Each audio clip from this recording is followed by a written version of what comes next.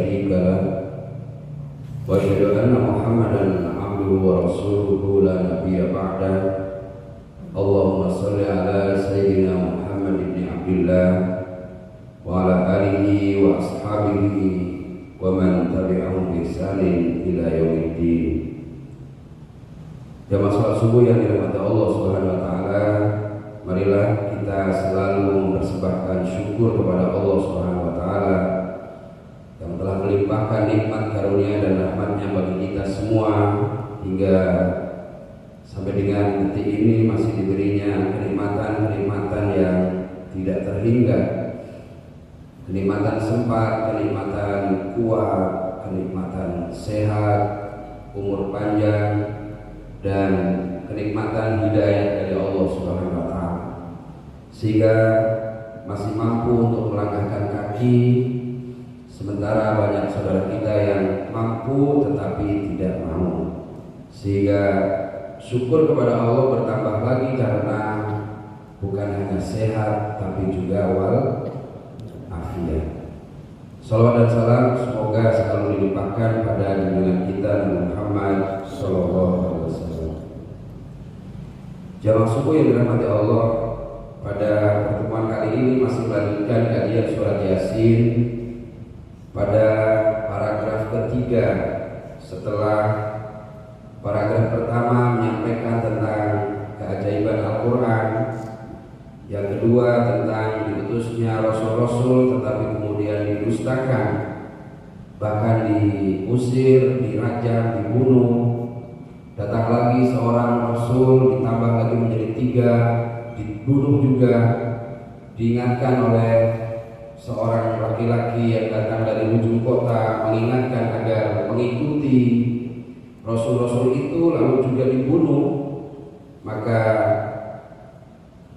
pada paragraf ketiga ini berbicara tentang keseharian kehidupan manusia yang sangat dekat kepada kita, untuk mengantarkan kepada logika bahwa penolakan terhadap ajaran Islam yang mengatakan bahwa setelah mati akan dihidupkan kembali. Lalu mereka mengatakan qala mayyuhyil idhama wa hiya ramim, siapa yang bakal menghidupkan setelah kami menjadi tulang belulang? Qul yuhyiha alladzi ansha'aha awwala marrah wa huwa bikulli khalqin. Yang menghidupkan adalah yang pertama kali menghidupkan kamu. Dahulu kita tidak ada, kemudian menjadi ada. Dialah Allah Subhanahu wa taala. A'udzubillahi minasyaitonir rajim. Wa ayatul lahul ardul maitah ahyainaha. Dan salah satu di antara tanda bagi mereka orang-orang kafir Quraisy yang masih mengingkari adanya hari berbangkit adalah bumi yang mati. Lalu kemudian kami menghidupkannya. Wa akhrajna minha habban, dan dikeluarkan dari bumi yang mati itu biji-bijian, habba. Faminhu yakulun, dan daripadanya mereka makan. Paragraf ketiga dalam ayat ke-33 surat Yasin ini ingin menggambarkan bahwa Allah itu sanggup, bahkan sangat mudah untuk menghidupkan orang yang mati. Sebagaimana mudahnya Allah menumbuhkan tanaman, pohon-pohonan, buah-buahan, biji-bijian yang keluar dari tanah yang tadinya mati. Setelah disiraminya air dengan air hujan, lalu kemudian tanah mati itu sanggup mengeluarkan biji-bijian yang tadinya mati. Apakah belum cukup untuk memberikan bukti bahwa Allah sanggup menghidupkan manusia yang sudah mati? Jadi kalau Allah Subhanahu wa taala sanggup menumbuhkan biji-bijian yang mati dari tanah yang mati dan hanya dengan sekali siraman hujan saja, maka sangat mudahlah bagi Allah untuk menghidupkan orang yang telah ditanam di dalam kubur. Sudah ditanam di dalam kubur, pikir mereka tidak mungkin hidup, kan sudah jadi tanah, jadi tulang belulang, jadi debu. Bagaimana mungkin Allah bisa menghidupkan kembali? Maka kemudian Allah memberikan gambaran dengan satu peristiwa yang sangat dekat dengan keseharian pasar beli buah durian, beli buah duku, beli buah salak, beli buah rambutan. Setelah dikuliti, dibuang kulitnya, diambillah dagingnya, lalu bijinya dibuang di belakang rumah, ditutup pakai tanah. Malamnya hujan, besoknya muncul tunas. Hanya begitu mudah bagi Allah sebetulnya menghidupkan orang yang sudah mati, semudah menumbuhkan biji-bijian yang ditanam di atas tanah yang sudah mati. Hanya sekali silam. Tapi kenapa orang kafir masih mendustakan hari berbangkit? Karena mereka tidak mendapatkan hidayah dari Allah. Wa ja'alna fiha jannah, dan kami jadikan daripadanya kebun-kebun kurma, min nakhilin dari kurma, wa anabin dari anggur. Ada yang menanam kurma di sini? Ada yang menanam anggur? Kebun-kebun yang mati tadi itu disirami oleh Allah air hujan, lalu tumbuh kurma, tumbuh anggur, dan kami pancarkan daripadanya mata air yang mengalir. Masihkah belum sanggup untuk mengantarkan keyakinan kepada Allah? Padahal yang tadinya manusia itu tidak sanggup menalar logika bagaimana mungkin mati terus kemudian hidup. Sementara tanda yang sangat jelas yang hadir setiap hari bukan hanya sekedar sebagai tanda kebesaran Allah, tapi juga langsung dimakan gitu. Sudah dimakan, kemudian bijinya itu dibuang, masih bisa tumbuh. Lihat dulu min samarihi, supaya mereka makan dari buah-buahan itu. Kebetulan sekarang lagi musim buah durian. Sudah makan buah durian belum? Sudah. Ibu sudah makan durian? Durian montong, warnanya kuning, mengkilat, besar-besar, enak gak? Itu tanda kebesaran Allah. Tanahnya mati, ya, gersang, kering kerontang, lekang, keras. Dengan kuasa Allah turun hujan, langsung tuh bisa tumbuh gitu. Di sini tumbuh durian, di sini tumbuh rambutan, di sini tumbuh salak, di sini tumbuh pisang. Manisnya pisang sama manisnya durian sama nggak? Beda. Manisnya salak sama buah duku sama nggak? Manisnya buah rambutan sama buah semangka beda nggak? Semua beda. Yang memberi rasa manis juga beda itu siapa? Pisang saja satu jenis pisang dengan pisang yang lain, rasa manisnya sama atau beda? Beda. Pisang Ambon sama pisang lilin sama nggak manisnya? Beda, satu jenis saja beda. Duku hujan mas dengan duku komering, manisnya sama nggak? Beda. Ya nggak bisa bedakan berarti lidahnya sedang sakit. Beda. Yang membedakan itu sehingga manisnya durian berbeda dengan manisnya jeruk itu siapa? Allah SWT.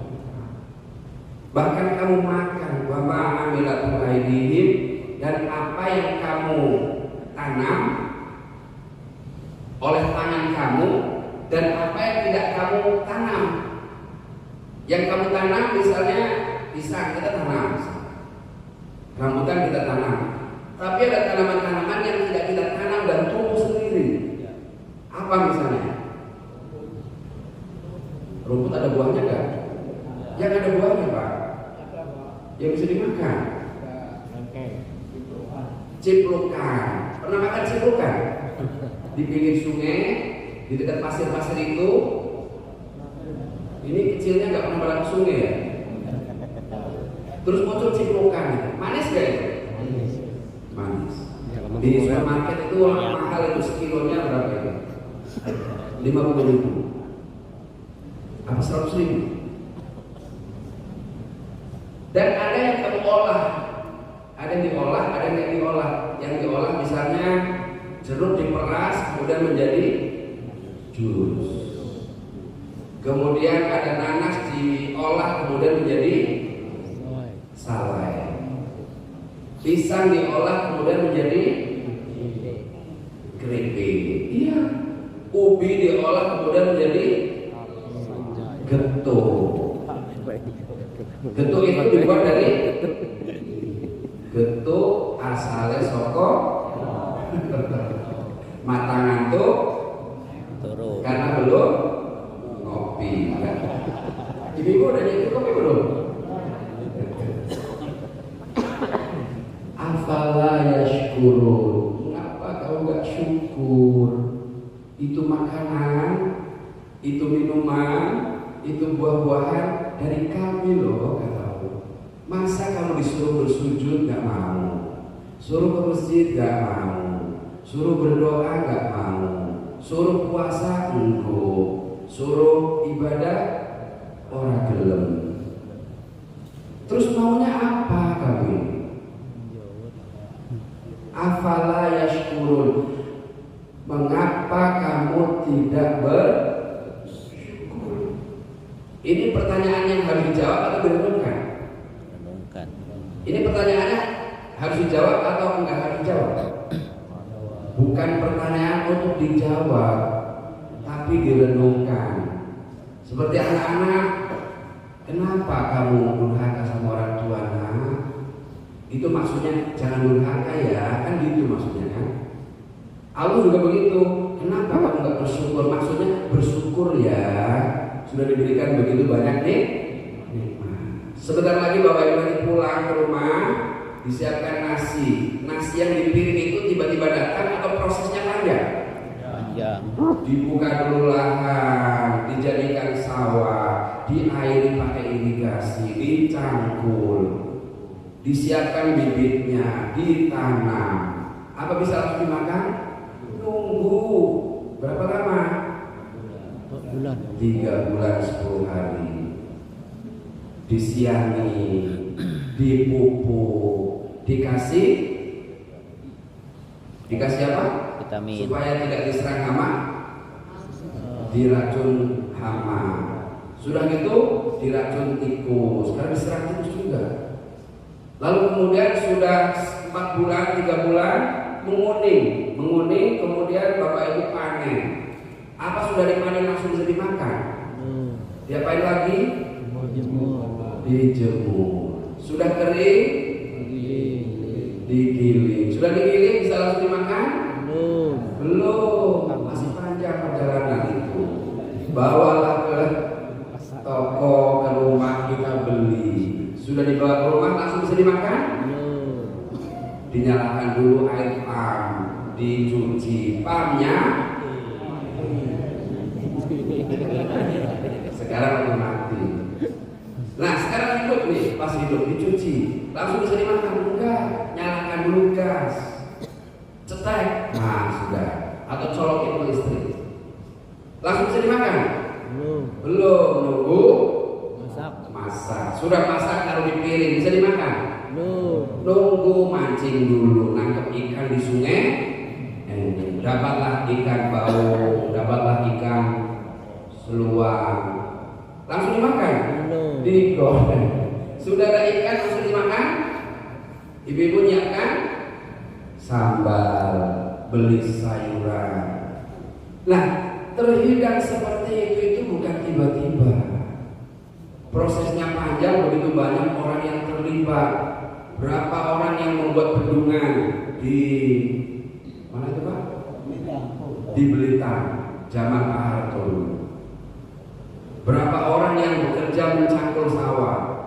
Berapa orang yang membuat pupuk di pabrik pupuk Sriwijaya, Muslim?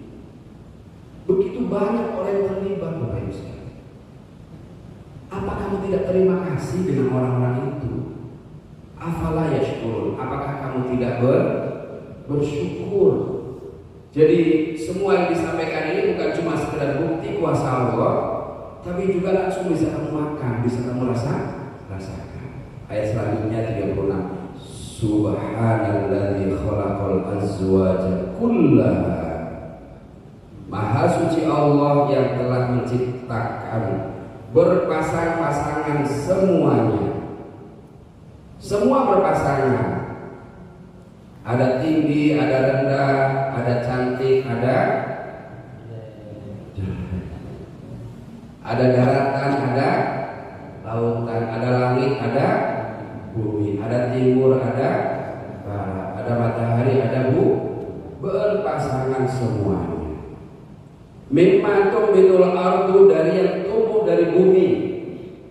Yang berpasangan dan tumbuh dari bumi itu ada pohon kurma jantan, ada pohon kurma betina, ada pohon kelapa sawit jantan, ada kelapa sawit betina. Semua berpasangan. Lalu datanglah kumbang, lalu kemudian menghisap madu, ditinggalkannya lah kemudian sari bunganya menjadi buah yang tidak dibuahi oleh kumbang, oleh angin. Begitu Allah Subhanahu wa taala menciptakan alam hebat dan berpasang-pasangan. Wa min anfusihim, dan dari dirimu sendiri. Maksudnya manusia. Manusia berpasangan. Semua ada jodohnya, ada laki-laki, ada perempuan, ada ayah, ada ibu, ada adik, ada semua berpasangan. Pak, tapi kok ada yang nggak nikah ya, nggak pasangan sampai mati misalnya, ada nggak? Jodohnya disediakan di surga, pasangan juga. Bapak Ibu yang dirahmati Allah Subhanahu wa taala, sungguh mengagumkan Allah yang telah menciptakan segala sesuatu berpasang-pasangan. Banyak makhluk yang diciptakan oleh Allah yang kita tidak tahu, bahkan ada yang tumbuh dari bumi, ada yang seperti kamu manusia, wa mimma la ya'lamun, dan ada makhluk yang kamu tidak ketahui. Misalnya ikan di kedalaman lautan itu jumlahnya berapa jenis, kita nggak tahu. Kemudian ada makhluk di kedalaman bumi, berapa jenis, kita nggak tahu. Bahkan mungkin ada makhluk yang di luar planet bumi, bisa jadi, Pak. Tapi kita tidak dikasih tahu sama Allah. Kepentingannya apa kalau dikasih tahu? Nggak penting juga kan. Misalnya yang sering kita lihat dan kita baca dalam berita, ada makhluk yang tiba-tiba datang dari angkasa, turun ke bumi, terbang lagi. Apa namanya? UFO. Piring terbang.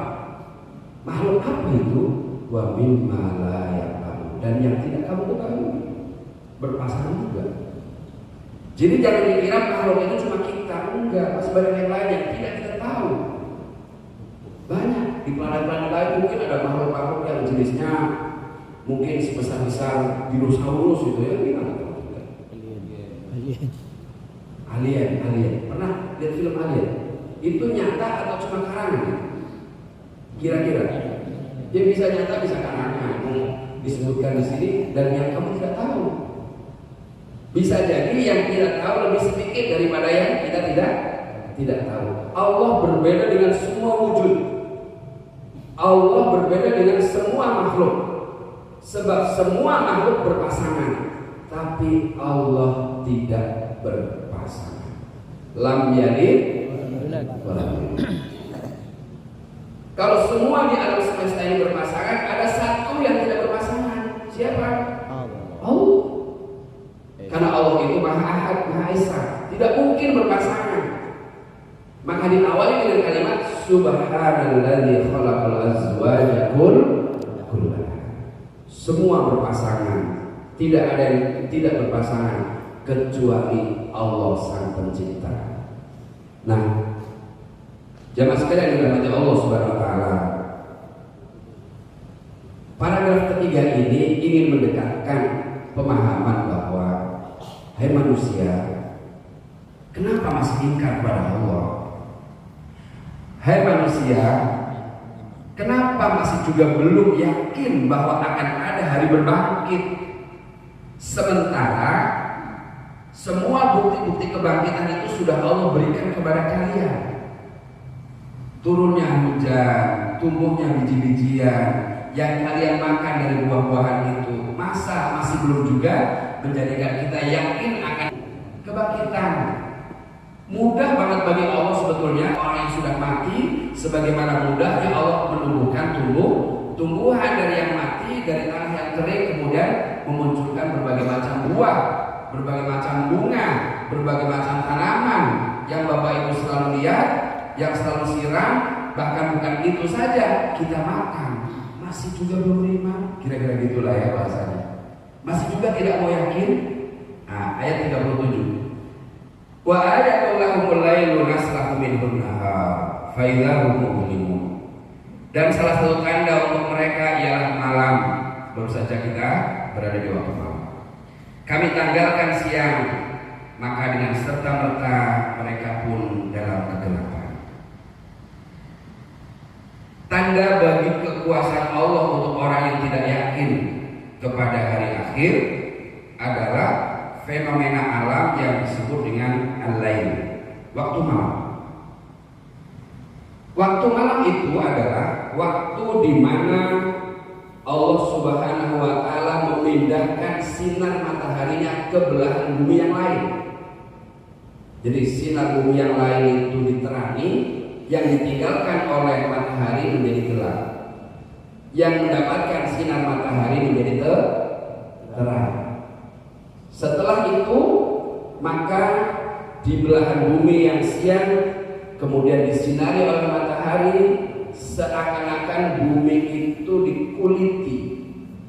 Setelah dikuliti seperti menyembelih seekor kambing, lalu kemudian dikupas kulitnya, yang terlihat adalah dagingnya. Ketika bumi ini dikuliti sinar mataharinya, kemudian tiba-tiba berubah menjadi malam, berubah menjadi gelap, dan gelapnya itu menjadikan manusia nyaman untuk beristirahat. Bayangkan kalau tidak ada malam, sepanjang tahun siang tidak ada malamnya, apa yang akan terjadi? Musnah. Manusia musnah. Panas, gerah, tidak bisa beristirahat dengan nyaman karena sepanjang harinya siang. Bagaimana ini? Itu tanda kebesaran Allah. Wasyamsu tajri li mustaqarrin laha, dan matahari berjalan pada garis edarnya. Dzalika takdirul azizil alim. Demikianlah yang ditentukan, ditakdirkan oleh Allah yang Maha Perkasa lagi Maha Mengetahui. Allah Subhanahu wa taala mentakdirkan matahari beredar pada garis edarnya, dan itulah merupakan takdirnya Allah. Begitu juga bulan. Wal qamara qaddarnahu manazila hatta ada al-mawjudil qadim. Dan bulan pun telah kami tentukan manzilahnya melalui tempat-tempat berlabuhnya, sehingga kembali sebagaimana buah mayang yang tua. Matahari beredar pada garis edarnya, bulan beredar pada garis edarnya. Matahari yang kita lihat yang sebentar lagi nanti akan isyraq, syuruq, akan terbit, itu selalu terbit dari timur, tenggelam di barat. Setelah Allah ciptakan tata surya ini, datang kepadaku, kata Allah, dengan terpaksa atau sukarela. Maka mereka menjawab, qalu ataina ta'in, saya datang dengan sukarela. Taat kepada Allah sesuai dengan takdir Allah, berangkat dari tempat terbitnya, kemudian tenggelam di tempat terbenamnya. Begitu sampai waktu nanti di mana Allah memerintahkan untuk terbit bukan dari tempatnya. Yang biasanya terbit dari arah timur, berubah terbitnya dari barat. Kapan waktunya? Kiamat. Saat tiba hari kiamat. Dan juga begitu juga bulan telah kami tentukan melalui tempat-tempat manzilahnya, sehingga kembali seperti buah mayang yang tua. Buah mayang, kalau bahasa Indonesia yang biasa kita sebut adalah mancung. Tahu mancung? Apa? Ya Pak? Manggar. Pohon yang ada mayangnya itu sejenis kelapa, itu ada mayangnya. Kemudian kurma juga ada mayangnya. Pinang ada mayangnya. Apalagi? Kelapa, kurma, pinang, terus padi. Apalagi? Sawit. Jambe itu pinang. Ya kan? Jambe itu pinang kan?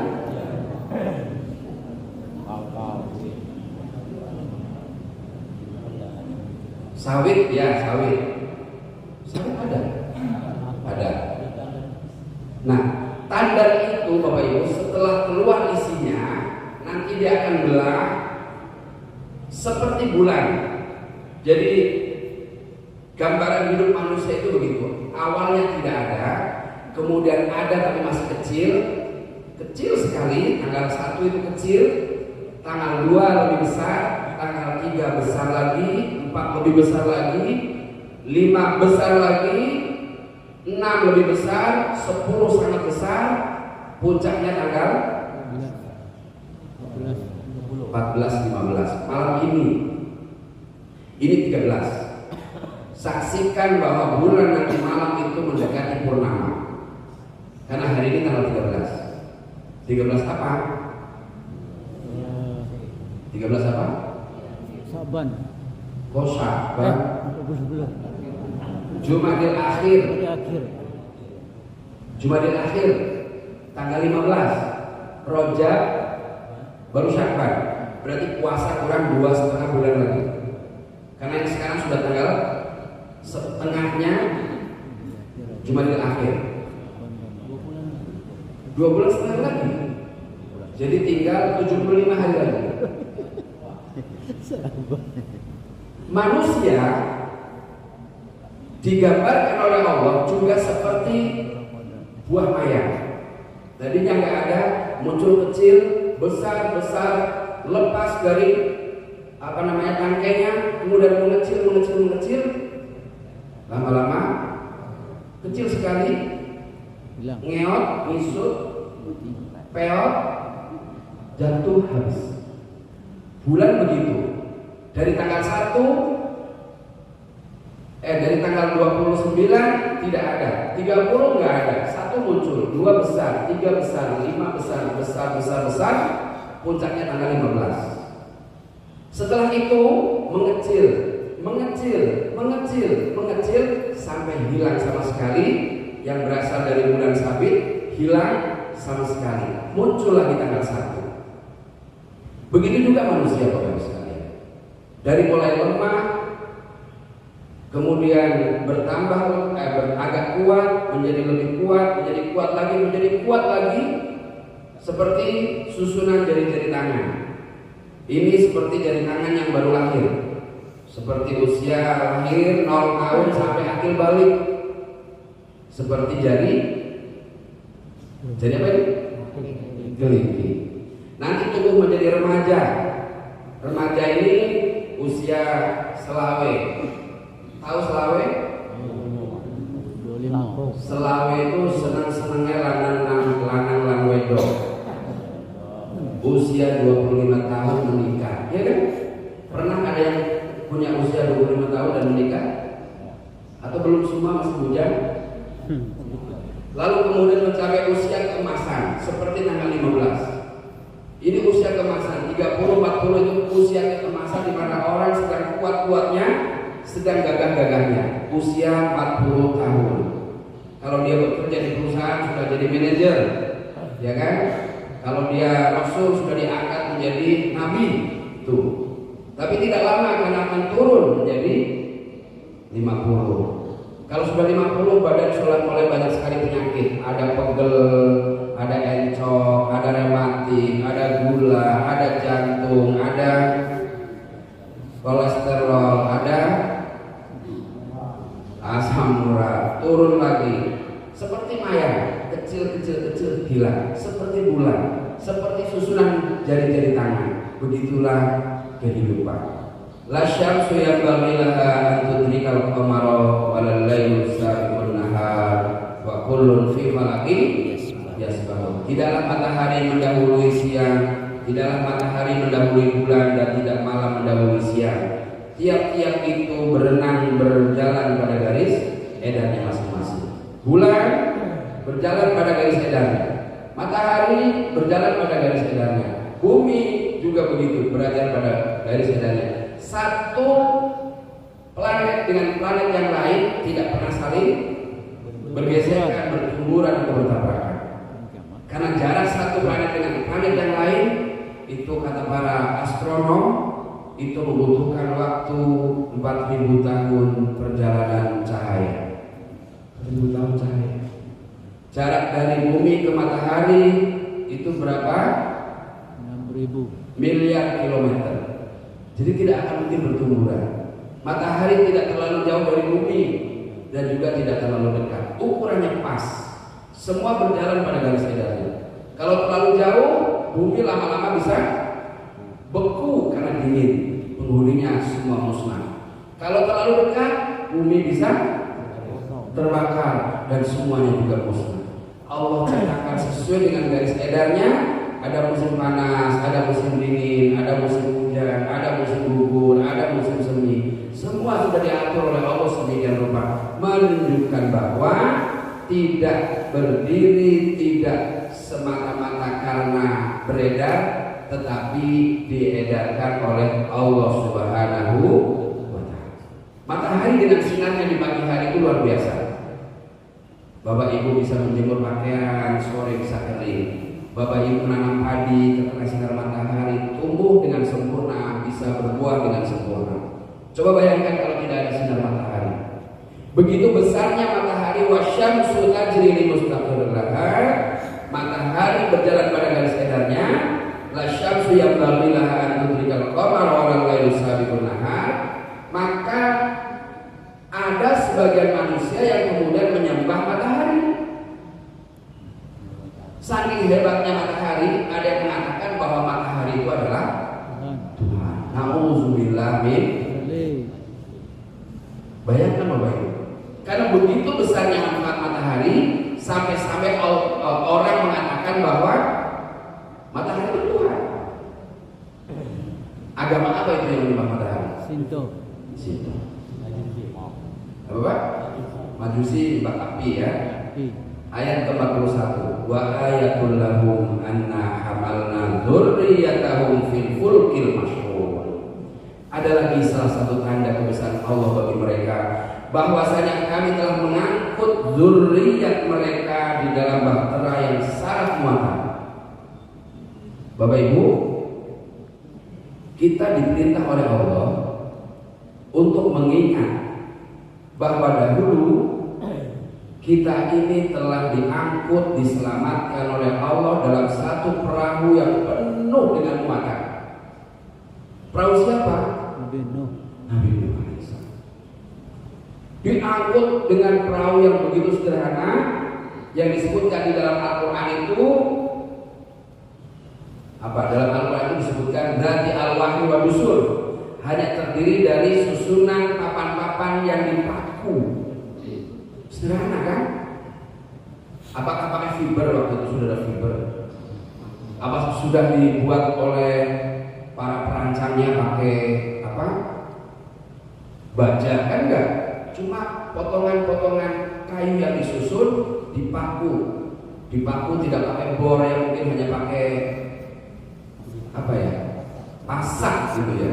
Bocor. Karena Allah. Dan itu dibuat di padang pasir di atas bukit. Maka mereka orang yang tidak beriman kepada Nabi Nuh mengejek setiap hari. No. Wong bikin perahu kok di atas bukit di tengah padang pasir. Gilo ini. Coba bikin perahu terus sama gawe laut. Masa di situ tunggu saja. Nanti akan datang banjir. Banjir dari Hong Kong gitu sekarang. Masa bakal datang banjir di tengah-tengah padang pasir kayak gini? Tunggu saja. Lama sekali ditunggu nggak datang. Perahunya sudah jadi. Kapan mulai membangun perahu? Ketika Nabi Nuh disuruh untuk menanam pohon. Buat perahu, bahannya nanam dulu. Lama nggak kira-kira prosesnya? Lama sekali. Bayangkan, bikin perahu, Suruh tanam kayu. papannya dari pohon, pohonnya nanam dulu di padang pasir. Bayangkanlah pada Bapak Ibu sekalian. Sudah jadi diejek. Kok bikin perahu di sini kan gitu.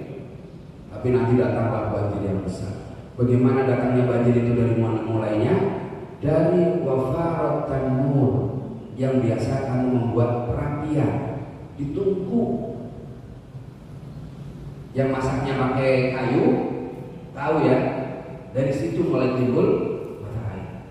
Setelah besar banjir, naiklah semua yang ada di alam semesta ini berpasang-pasangan.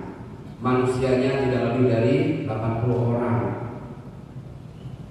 Anak istrinya tidak bisa naik, tidak mau naik karena ingkar kepada Nabi. Diangkutlah yang paling kecil, semut naik, pasangan suami istri.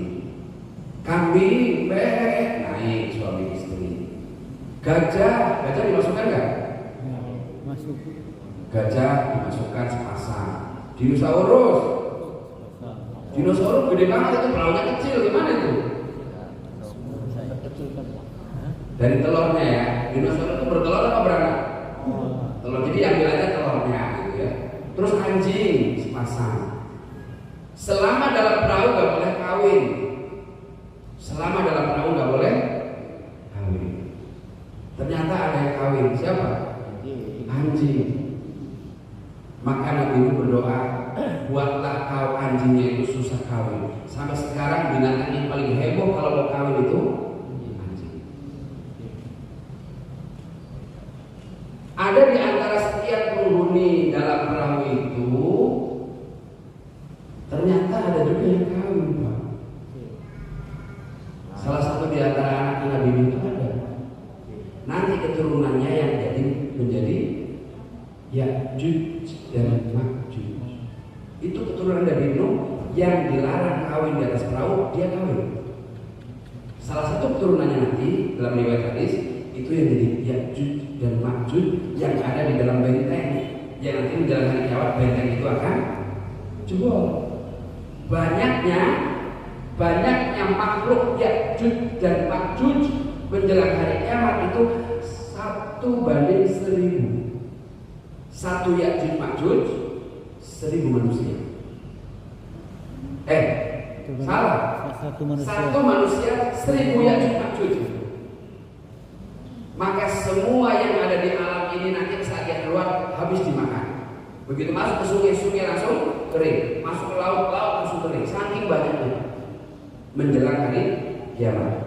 Ingat ya bahwa kamu dulu adalah keturunan yang diangkut dalam satu kapal yang penuh syarat dengan muatan.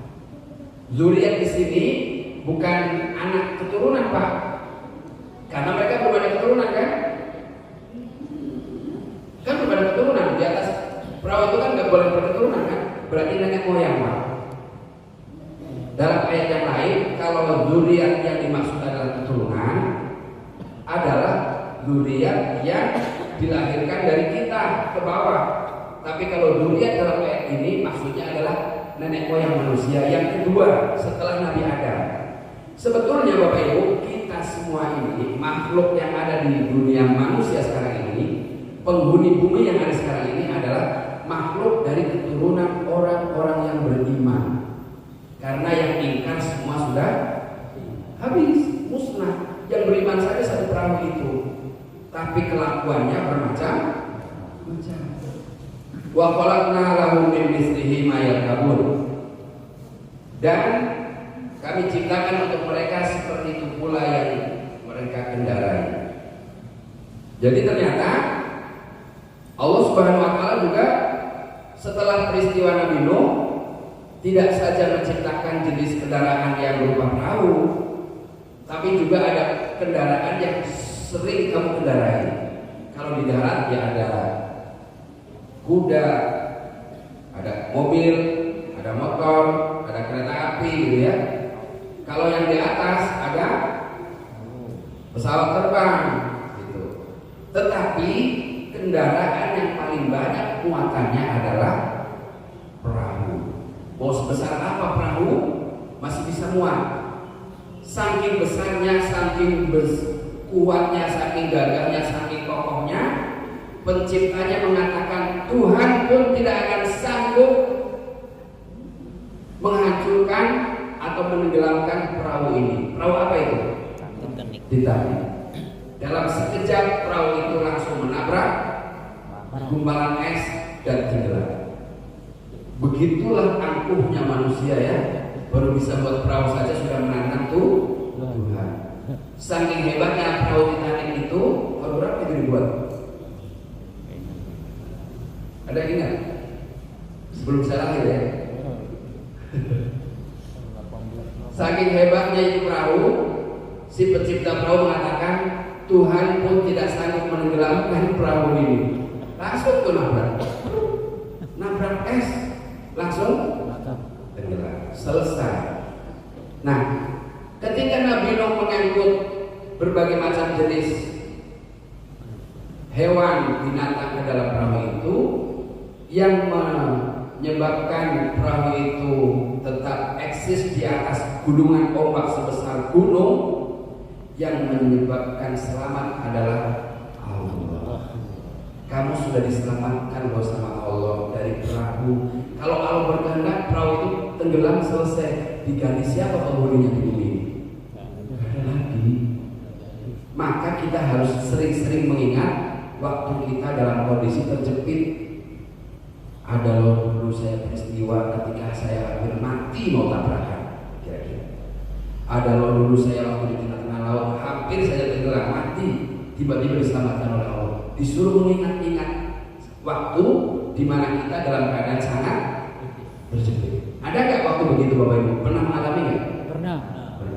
Waktu mau kecelakaan, semua hancur saya selamat. Waktu semua tenggelam, semua masuk ke laut, saya selamat. Waktu sakit saya hampir mati, saya masih sembuh dan hidup. Harus sering diingat hal-hal seperti itu Bapak Ibu untuk membangkitkan rasa syukur.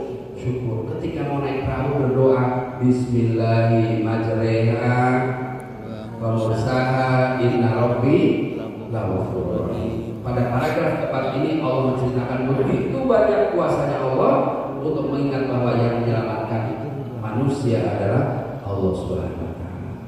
Hampir waktu Isra ya, mungkin Bapak Ibu ada yang mau disampaikan, monggo disilakan. Terima kasih atas perhatiannya. Wassalamualaikum warahmatullahi wabarakatuh.